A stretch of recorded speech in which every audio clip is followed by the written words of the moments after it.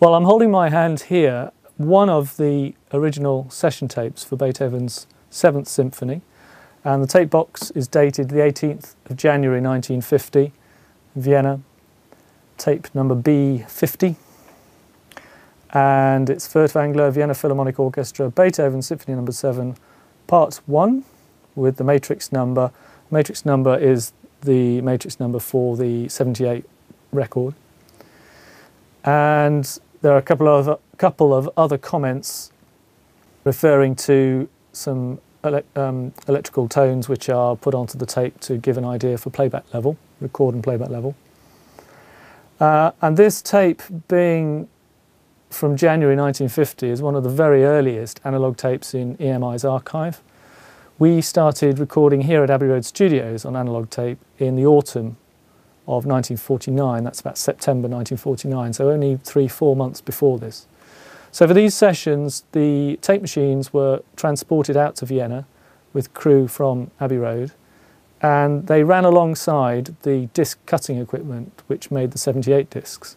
And they were really very much an experiment at the time, but they did end up being used. Often at the time there were 2 machines running, so there were 2 sets of tapes made, and one set was kept, which is what we have here, and the other set was used to cut, or to edit I should say, into an LP master tape. For this particular recording, as with all of the other discs in the project, we compared all of the source material that we could find to gauge which tapes or records gave us the best sound.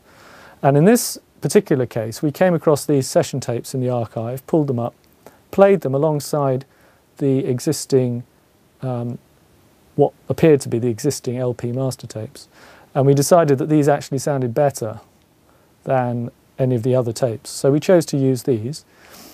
Of course, that meant that we had to do quite a big editing job in terms of stitching together the different sections, because the symphony wasn't recorded in one single take, of course. It was recorded in 4 5-minute chunks, which was the length of time that you could fit onto a 78 record.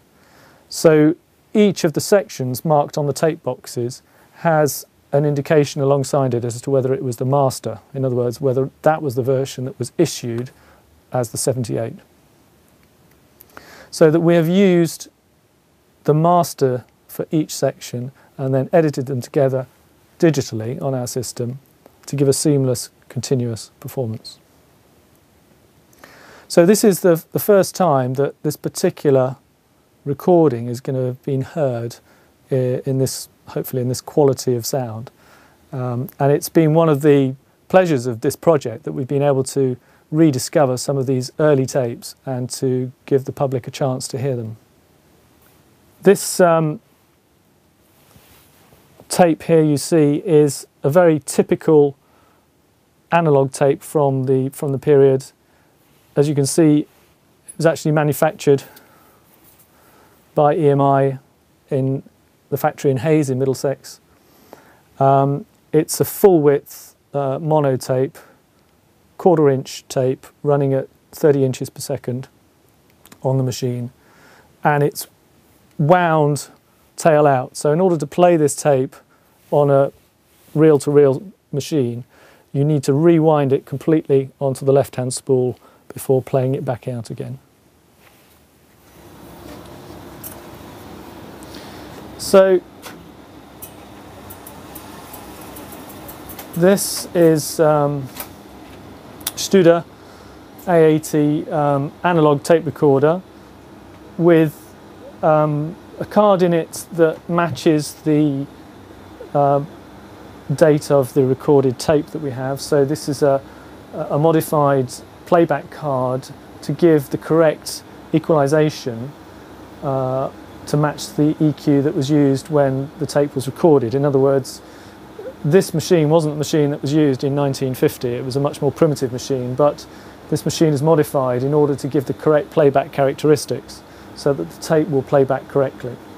It plays back at 30 inches per second across the playback head here, and we have a full width reproducing head there and the way we work is that we take one channel, as it were, of a 2-channel recording, and we take one channel because it's mono, and we work on the one channel and then double it up at the end of the process to create a 2-channel file for the master recording. So if I just hit play, although we're not going to hear the music because it's not wired up at the moment, you will see the speed of the tape running through.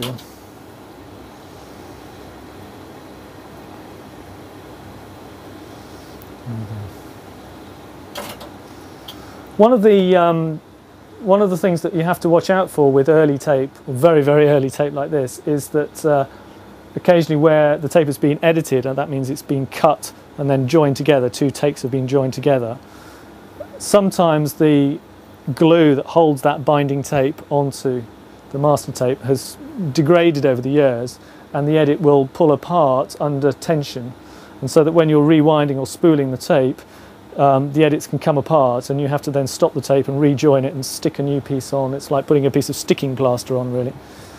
One of the key problems that you encounter when you're playing back an analog tape, one of the things that you hear a lot is what we call a dropout, and a dropout is where there is a slight sort of dip in the sound, and often it's noticeable at the higher end of the frequencies, so in the hiss, if you like, or the ambience, and sometimes it's very, very short, sometimes it can be long. The technology we have today means that we can fix that, and we can, as it were, fill in the gap and fill in the hole almost seamlessly, and that's a digital tool that we have, and in the past that was not possible, but today it is, and we take the trouble to fix that where we can.